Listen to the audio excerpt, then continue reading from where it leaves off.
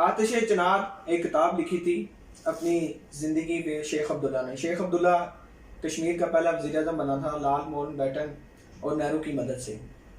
1944 میں جب قائد اعظم شیخ عبداللہ کو منانے کے لیے گئے کہ تم پاکستان کے ساتھ الحاق کر لو، تو اس وقت کا ایک ذکر شیخ عبداللہ نے اپنی سواں عمری میں لکھا ہے کہ وقت آئے گا کہ جب آپ میری اس بات کو یاد کریں گے، میں آپ کے بات کی مانند کی جگہ ہوں، میں نے سیاست میں بال سفید کیے ہیں، میرا تجربہ یہ ہے کہ ہندو پر اعتبار نہیں کیا جا سکتا۔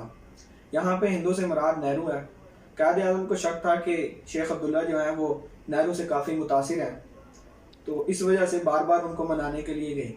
شیخ عبداللہ آگے لکھتے ہیں کہ قائد اعظم نے مجھے کہا کہ یہ کبھی آپ کے دوست نہیں ہو سکتے۔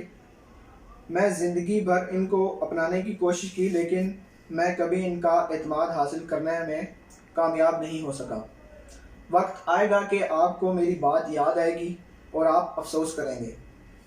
آج حالات یہ ہیں کہ شیخ عبداللہ کا جو بیٹا ہے فاروق عبداللہ اور عمر عبداللہ، جو شیخ عبداللہ کے بعد آزاد کشمیر کے وزیر اعظم بنے، 2019 کے بعد 5 اگست کو ان کو باقی کشمیری رہنماؤں کے ساتھ ہندوستانی جیلوں میں نظر بند کر دیا گیا، اور یہ تصویب باتیں ہیں اور یہ ہندوستانی حکومت سے شکوہ کرتے ہیں کہ انہوں نے ہمارے ساتھ وفا نہیں کی۔ ناظرین گرامی، شیخ عبداللہ کی قبر کو کافی عرصہ تک ہندوستانی فوج پہرا دیتی رہی، کیونکہ کشمیریوں کو ان پر بہت غصہ تھا۔ شیخ عبداللہ کو ہندوستانی پرچم میں دفنایا گیا، اور ان سب باتوں کو آپ کے سامنے مد نظر رکھنے کی یہ وجہ ہے کہ آج کشمیر میں لہو لہان بچیوں کی عصمتیں لوٹی جاتی ہیں اور جوان لڑکوں کو شہید کر دیا جاتا ہے، بوڑھوں کے ساتھ نازیبا حرکتیں کی جاتی ہیں۔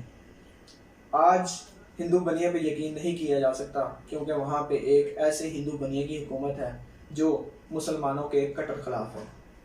مزید اس طرح کی ویڈیو دیکھنے کے لیے میرے چینل کو سبسکرائب کریں اور لائک اور شیئر لازمی کرتے رہیں، تاکہ باقی لوگ بھی اس ویڈیو سے استفادہ حاصل کر سکیں۔ السلام علیکم، اللہ حافظ۔